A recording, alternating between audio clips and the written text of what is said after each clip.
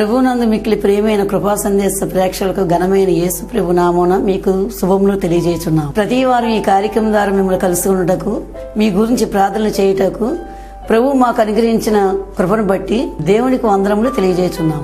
ఇప్పుడు అపోస్తలులు reverend doctor M Samuel గారు దైవ వర్తమానమును అందించెదరు. వీరు ఆంధ్రప్రదేశ్ ప్రభుత్వ ఉద్యోగులుగా, ఇంజనీర్గా, గెజిట్ ఆఫీసర్గా పనిచేస్తూ ప్రభు పిలుపు మేరకు రాజీనామా చేసి ప్రభు సేవలో కొనసాగుతున్నారు. ప్రభువు వీరికి కృపావరములు అనుగ్రహించి దేశ విదేశాలలో గొప్ప ఉద్యోగ ప్రసంగికులుగా వాడుకొడుతున్నారు. ఇప్పుడు దైవజనులు దేవుని వర్తమానం అందించెదరు. దేవుని మహాకృపను బట్టి ఈ 12వ నెల, ఈ నెలను, ఈ డిసెంబర్ నెలను ఆనంద మాసము అని పిలుస్తారు క్రైస్తవ లోకం. ఏ మాసం అండి ఇది? ప్రతి ఇంటిలోనూ, ప్రతి సంఘములోనూ, ప్రతి దేశములోనూ కూడా ఆనందాన్ని పుట్టించే నెల ఇది. అందుకని దీనిని ఆనంద మాసము అని పిలుస్తాం. ఈరోజు ఒక అమూల్యమైన మాట నేను మీతో ధ్యానించాలి అని ఆశపడుతున్నా. వాక్యంలోకి వెళ్లే ముందు ఒక చిన్న ప్రశ్న మీకు వెయ్యాలి అని అనుకుంటున్నాను. మీలో ఎంతమంది మీ సంతానము, మీ సంసారం ప్రసిద్ధి చెందాలి అని ఎంతమందికి ఆశ ఉంది? అంటే మీకు అందరికీ ఉన్న ఆశ ఏంటంటే మా పిల్లలు బాగుపడాలి, మా కుటుంబం బాగుపడాలి, మా సంఘం బాగుపడాలి, మేమందరూ కూడా అభివృద్ధి చెందాలి. మంచి ఆశ. అభివృద్ధి చెందాలంటే ఏం చేయాలి? మిమ్మల్ని అడిగితే చెప్తారు, బాగా చదివించాలండి, ఆస్తులు సంపాదించాలండి, ఇల్లులు కట్టాలండి. ఒక వాస్తవం చెప్పన మీకు, నేను తల్లిదండ్రులు లేని మీకు ఒక మంచి మాట చెప్తాను. మీకు అందరికీ ఉండే అభిప్రాయం ఏంటంటే పిల్లలు బాగుపడాలి అంటే, నీ సంతానం అభివృద్ధి చెందాలంటే మీరు ఏం చేస్తూ ఉంటారంటే కష్టపడి, శ్రమపడి, పైసా కూడగట్టి ఎవరికి పెడతారు? పిల్లలకు పెడతారు. నేను చెప్పే రహస్యం ఏంటి చెప్పనా? పిల్లలకి డబ్బు కూడబెట్టాలకి పెట్టకండి, డబ్బు సంపాదించే మార్గాన్ని నేర్పించండి. వాళ్ళకి ఏమి నేర్పించాలి చెప్పాలి. నువ్వు డబ్బు పోగేసి పెడితే కొండలైనా కరిగిపోతాయి, ఎంత ఆస్తి అయినా తినేస్తాడు, వ్యసనానికి గురైపోయి వారి జీవితాలు పాడు చేస్తుందని అవుతావు నీవు. వాడికి డబ్బు కథ కూడబెట్టవలసింది. ఏమి నేర్పించాలి? డబ్బు సంపాదించి బతకటం నేర్పడి పిల్లలకి. అంతేగా నాకు ఆస్తి ఉంది, నాకు ఐశ్వర్యం ఉంది, నాకు భోగభాగ్యాలు ఉన్నాయి, పొలం ఉంది. మా నాన్నగారు వడ్డీ గారు మా పిల్లలకి ఎవరికి ఆస్తులు కూడా పెట్టలే, డబ్బులు కూడా పెట్టలే, బ్యాంకులో బ్యాలెన్సులు పెట్టలే. మాకు నేర్పింది ఏమిటంటే మేము ఎలా బ్రతకాలో నేర్పించారు. అందుకే ఒకరికి చేయి చాపక్కర్ లేకుండా, ఒకరి దగ్గర తల వచ్చక్కర్ లేకుండా మేము బ్రతుకుతున్నాం. కొన్ని వందల కుటుంబాలను మేము పెంచగలుగుతున్నాం. చేతులెత్తి దేవునికి స్తోత్రాలు చెప్పండి. దేవుని బిడ్డలారా, బైబిల్ గ్రంథములో ఒక మాటను నేర్చుకుందాం. యెషయా గ్రంథం, అందరూ కూడా ప్రవక్త అయిన యెషయా గ్రంథంలోకి వెళదాం. యెషయా గ్రంథము 61వ అధ్యాయం. అందరూ బైబిల్ తెరిచి చూడండి.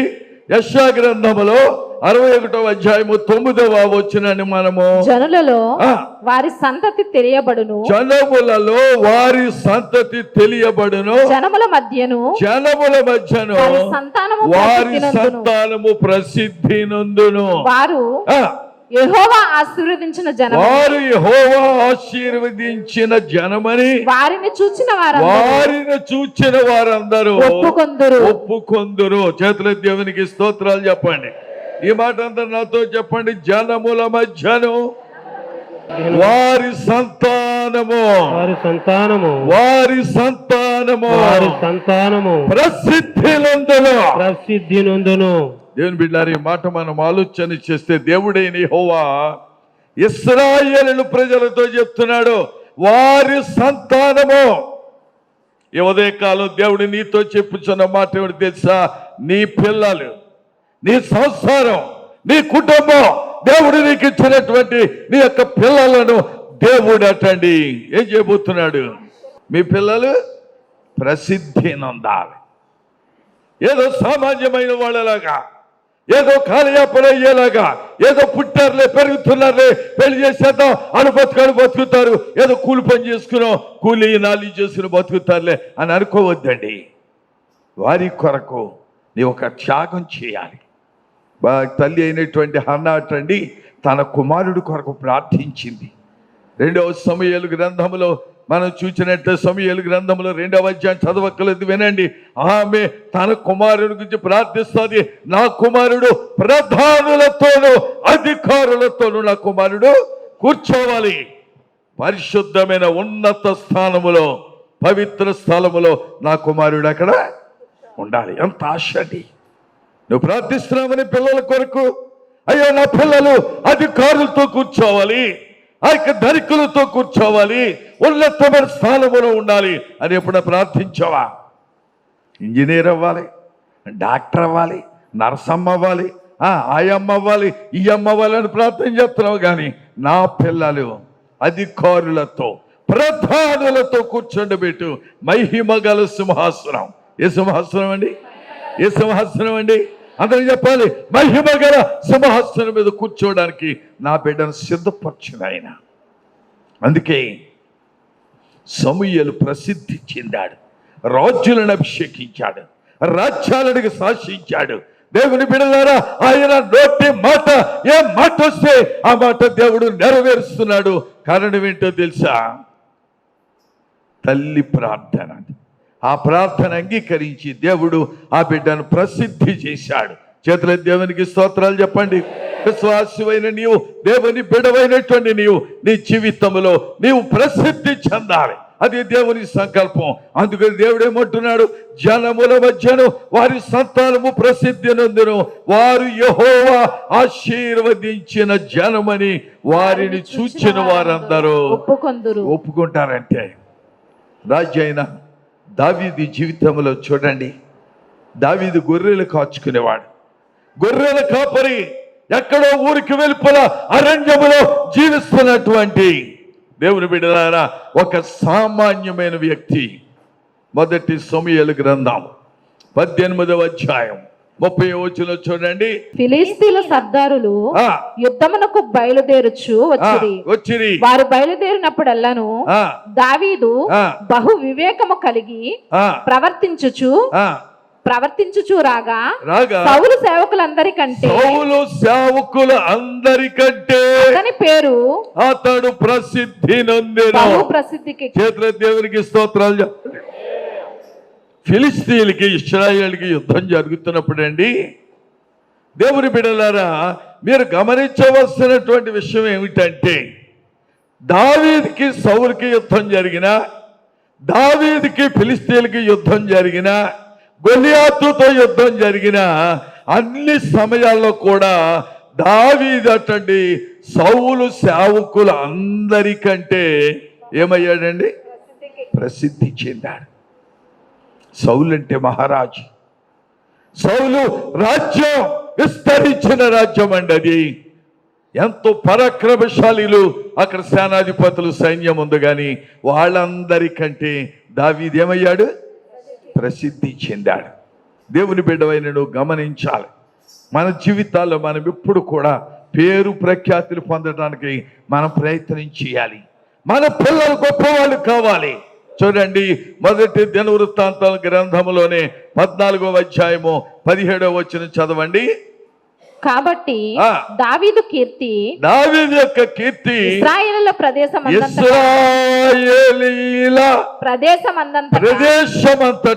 ప్రసిద్ధి ఆయను. చేతుల దేవునికి స్తోత్రాలు చెప్పండి.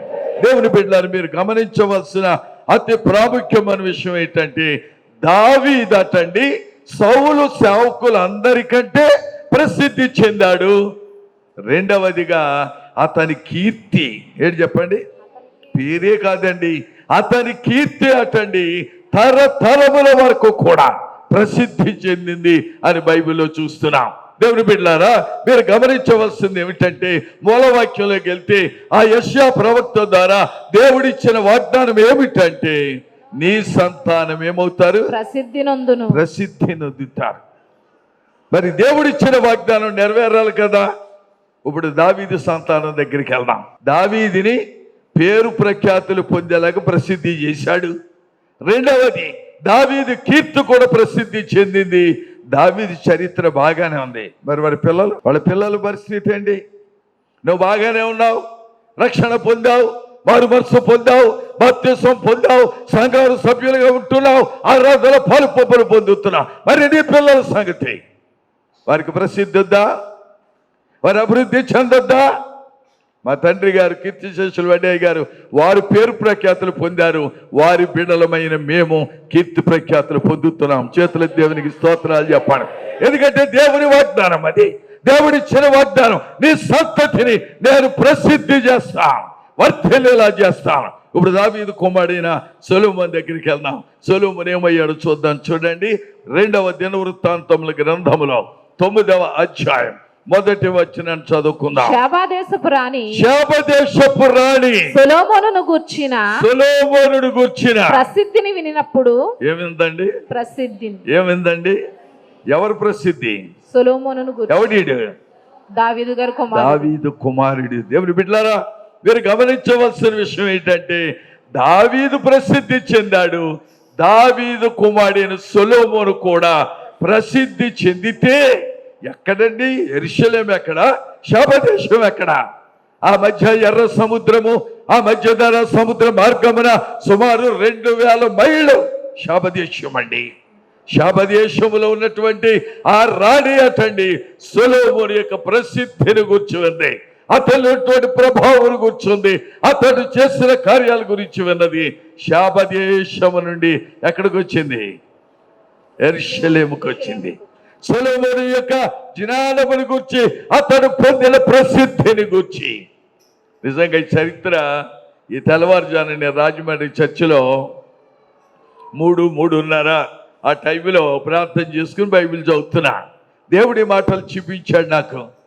నీ సంతానమును నేనేం చేయబోతున్నాను? ప్రసిద్ధి. దైవ జనాంగమా, ఈ సంవత్సరాంతములో దేవుడు నీకు ఇచ్చే వాగ్దానం ఏంటో తెలుసా? రాబోయే నూతన సంవత్సరములో నీ సంతానం ఏమవ్వబోతున్నారు? పురుషులు చెప్పండి, నీ సంతానమును దేవుడు ఏం చేయబోతున్నాడు?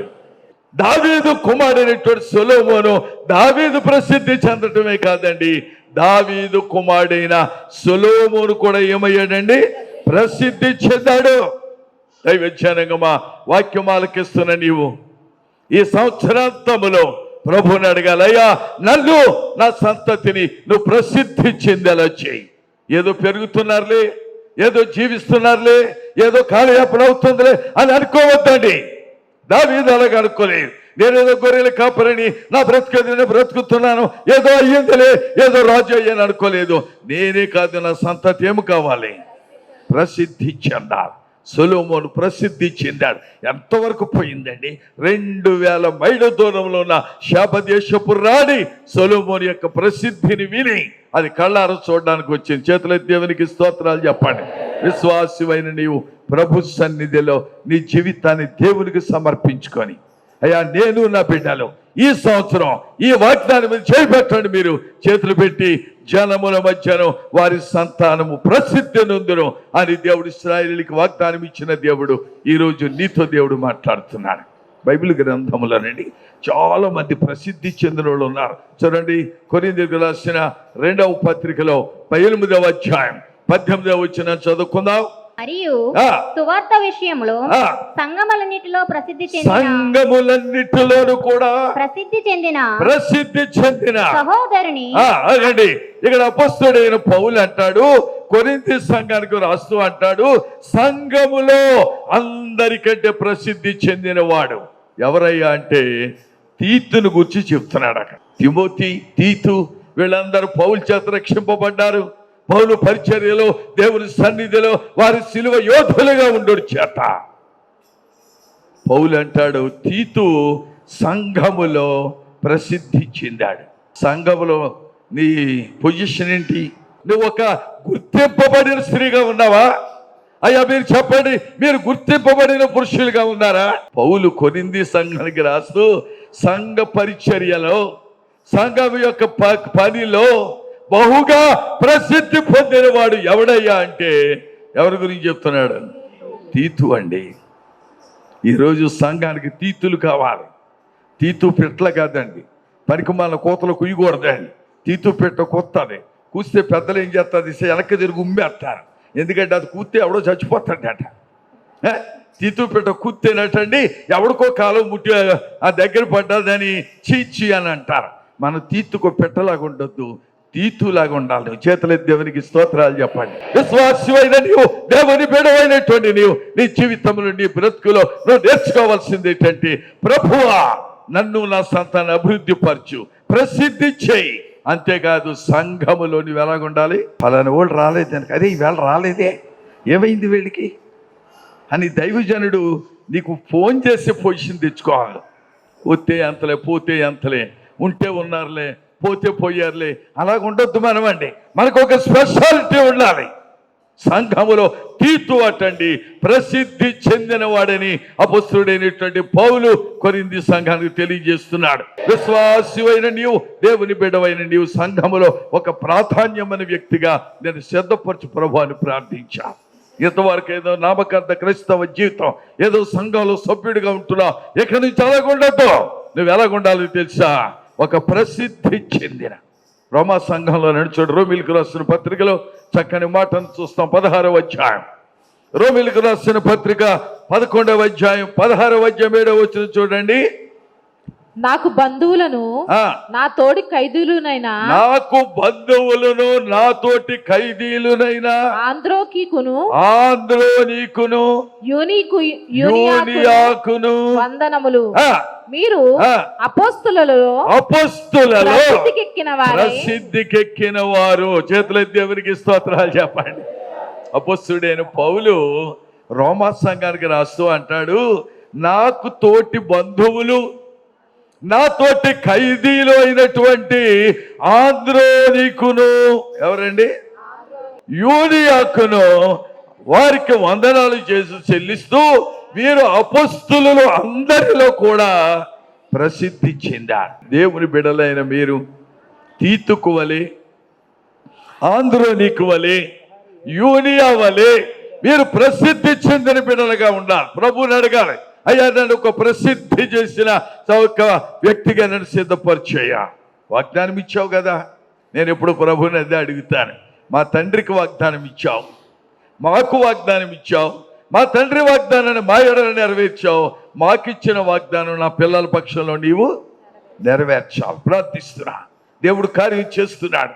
ఎప్పుడో మన తదనంతరం కాదు, మనం చూస్తుండగాని మన కళ్ళ ముందే మన పిల్లలు ప్రసిద్ధి చెందిన వారై ఉండాలి. చేతులైతే దేవునికి స్తోత్రాలు చెప్పండి.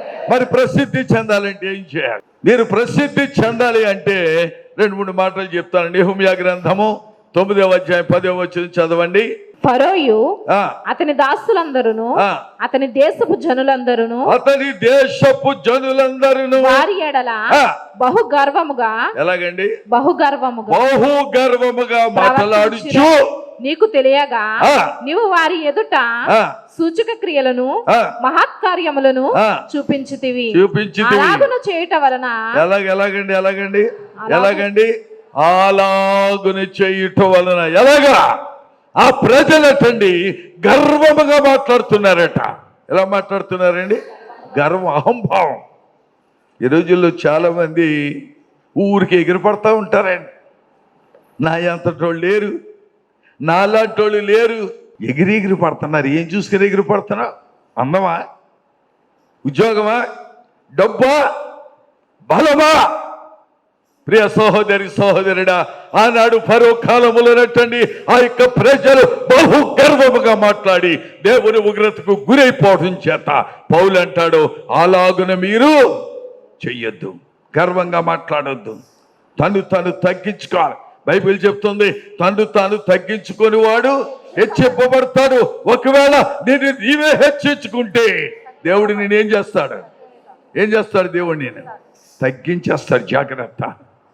దేవుని బిడ్డలారా, అపొస్తలుడైన పౌలు అంటాడు, ఆ సంఘంతో చెప్తున్నాడు, ఇదిగో ఆ యొక్క ఫరో యొక్క సైన్యం ఉంది, ఫరో యొక్క ప్రజలు ఉన్నారే, వారు గర్వముగా మాట్లాడుతున్నారు. నాకు పౌలు చెప్తున్నాడు కదా, ఆ ఫరో సైన్యము, ఆ ఫరో ప్రజలు, ఆనాటి ఇశ్రాయేలీలు గర్వముగా మాట్లాడుతున్నారండి. ఎందుకండి గర్వం? దేని చూసి గర్వపడుతున్నావు? గర్వమునకు ముందు నాశనం నడుస్తుంది. నీలో గర్వం ప్రవేశించిందంటే ఇక నీకు నెక్స్ట్ స్టెప్ ఏంటి చెప్పండి? నాశనం అయిపోతావు. జాగ్రత్త.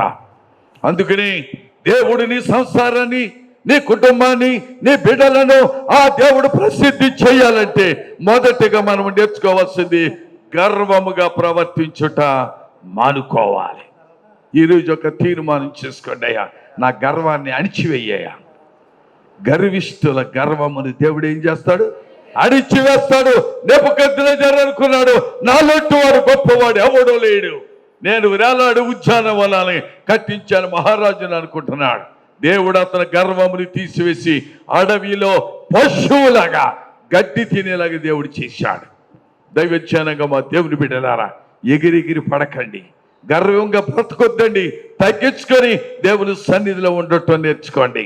రెండవది, మొదటి సమూయేలు గ్రంథములోనే 18వ అధ్యాయం చదివాం కదా, 30వ వచనంలో చూస్తే దావీదు అన్ని విషయములలోనూ వివేకము కలిగి ఏముందట అతనికి? ఏముండాలటండి? అమ్మ ఇలా చూడండి, ఏముండాలి? మొదటిది గర్వంగా మాట్లాడడం మానుకోవాలి, గర్వంగా ప్రవర్తించడం మానుకోవాలి. రెండోది వివేకము కలిగి. ఈ పని చెయ్యొచ్చా చేయకూడదా? ఈ మాట మాట్లాడొచ్చా మాట్లాడకూడదా? ఈ స్థానానికి వెళ్ళొచ్చా వెళ్ళకూడదా?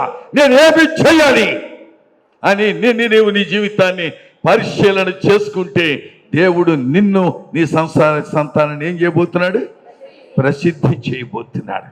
దేవుని బిడ్డల విశ్వాసమైన నీవు, దేవుని బిడ్డవైనటువంటి నీవు, నీ సంసారి రాబోయే యొక్క నూతన సంవత్సరంలో ఇక 28 రోజులు కౌంట్ డౌన్ 28కి వచ్చేసాం. ఈ సంవత్సరం గతించబోతుంది, నూతన సంవత్సరంలో ప్రవేశించబోతున్నాం. నూతన సంవత్సరంలో దేవుడు నిన్ను, నీ సంతానమును ప్రసిద్ధి చేయాలంటే మొదటిది ఏం చేయాలి? గర్వంగా మాట్లాడుట మానుకోండి. విశ్వాసమైన నీవు, దేవుని బిడ్డమైన నీవు, దేవుని నీ సంసారాన్ని, నీ బిడ్డలను విస్తరింపచేసి ప్రసిద్ధి నొందాలంటే మొదటిది గర్వంగా మాట్లాడటం మానివేయండి. రెండవది వివేకము కలిగి జీవించండి. మూడవ మాట చూద్దాం. మొదటి దినవృత్తాంతముల గ్రంథములో 16వ అధ్యాయం. మొదటి దినవృత్తాంతములో 16వ అధ్యాయము 4వ వచనం చూడండి. మరియు అతడు యెహోవా మందసము ఎదుట సేవ చేయొచ్చు. ఏం చేస్తున్నాడండి? సేవ చేయొచ్చు. ఏం చేస్తున్నాడండి? దేవుని మందసము యొక్క సేవ. మందసం అంటే సంఘం, మందసం అంటే దేవుని సన్నిధి. ఈ సన్నిధిలో మనం ఏమి చేయాలి? సేవ చేయాలి. వినబడుతుందా? సేవ అంటే ఇటు ప్రార్థన చేయడమా? సేవ అంటే ప్రసంగాలు చేయడమా? సేవ అంటే పెత్తనాలు చేసి ఊరికి అటు ఇటు తిరగడం. అది అలా చేయి, ఇది ఇలా చేయి, అదండు ఇదండు కబుర్లు చెప్పడం కాదండి.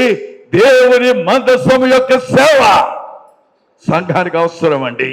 విశ్వాసమైన నీవు, దేవుని బిడ్డవైన నీవు.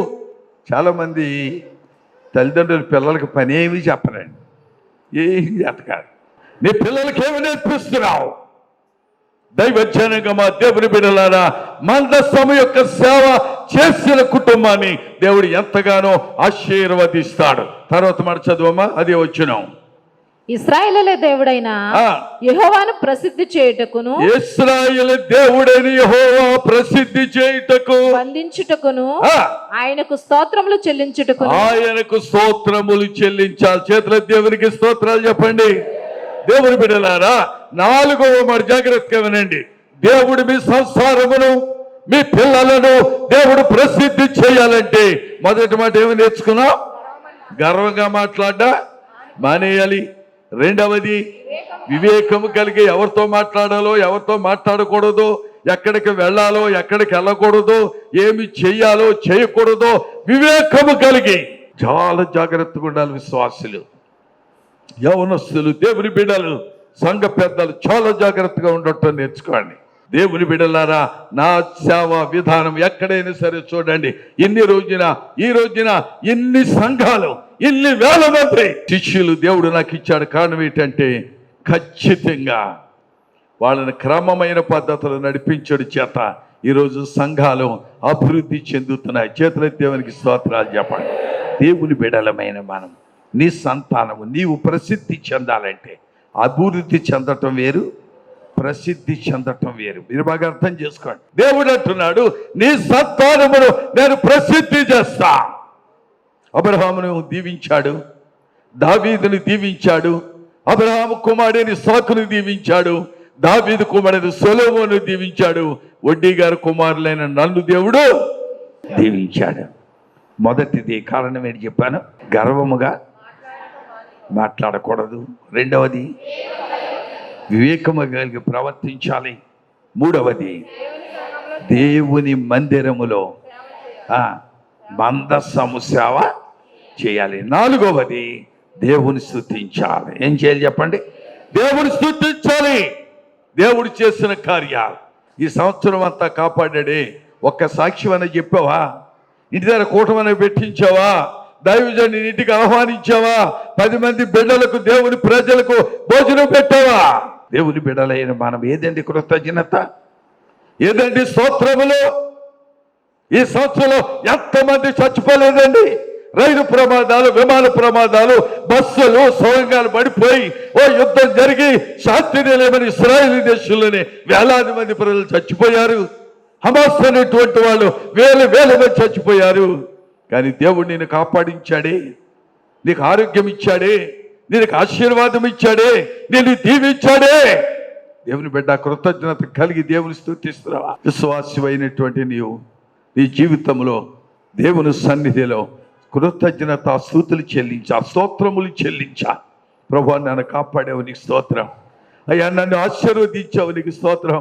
అయ్యా, నా కుటుంబాన్ని కాపాడవయ్యా, నీకు స్తోత్రం. ఈ సంవత్సరాంతంలో, ఈ ఆనంద మోసములో దేవుని బిడ్డలమైన మనం ప్రభుని స్తుతించటం నేర్చుకోండి, స్తోత్రాలు చెల్లించా. నా మాటలు నేను ముగిస్తున్నాను. దేవుని వాగ్దానం ఈరోజు మనకేంటంటే, నీ సంతానమును నేనేం చేస్తాను? ప్రసిద్ధి చేస్తాను. నీ సంతానాన్ని ఆశీర్వదిస్తాను. నువ్వు చేయవలసిన ఈ 4 పనులు: మొదటిది గర్వంగా మాట్లాడడం మానేయండి, రెండవది వివేకము కలిగి ప్రవర్తించండి, మూడవది దేవుని సేవ చేయండి, దేవుని పరిచర్యలో పాలు పంపులు పొందండి. అడగాలి, అయ్యా మమ్మల్ని ఏ పని చేయమంటారు? అయ్యా మందిరంలో ఏం చేయాలి? మందిరం కొరకు మేము ఏమి చేయాలి? మీకు మా సహాయం ఏం కావాలి? ఏం పరిచయం అంటామని అడగాలి. ఏదో వచ్చేసి ఎలాగొచ్చి అలా పరిగెత్తుపోతే అది సంసారం కాదు, అది సంఘము కాదు, అది విశ్వాస జీవితము కాదు. పౌలు చెప్తున్నాడు, దేవుని మందసపు సేవ చేయాలి. చివరిగా యెహోవా నామమును స్తుతించాలి, స్తోత్రాలు చెల్లించాలి.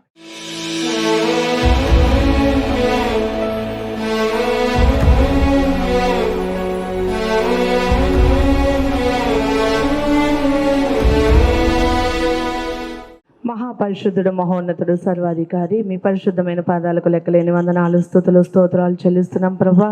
ఈ ఉదయకాల సమయంలో ఈ విధంగా మీ సన్నిధిలో చేరి మిమ్మల్ని స్తుతించడానికి, మిమ్మల్ని ఆరాధించడానికి మీరు ఇచ్చిన గొప్ప కృపను బట్టి మీకు వందనాలు చెల్లిస్తున్నాం ప్రభా. ఇప్పటి వరకు దైవ సేవకుల్లో నుండి గంభీరమైన వర్తమానంతో మీరు మాతో మాట్లాడిన విధానాన్ని బట్టి మీకు వందనాలు చెల్లిస్తున్నాం ప్రభా. విత్తబడిన వాక్యం ప్రతి వారి హృదయంలో నాటింపబడేది 100 60 ఫలింపేటట్లు సహాయం చేయండి. యేసుక్రీస్తు పరిశుద్ధ నామమును అడిగి వేడుకొంచున్నాం తండ్రి, ఆమేన్.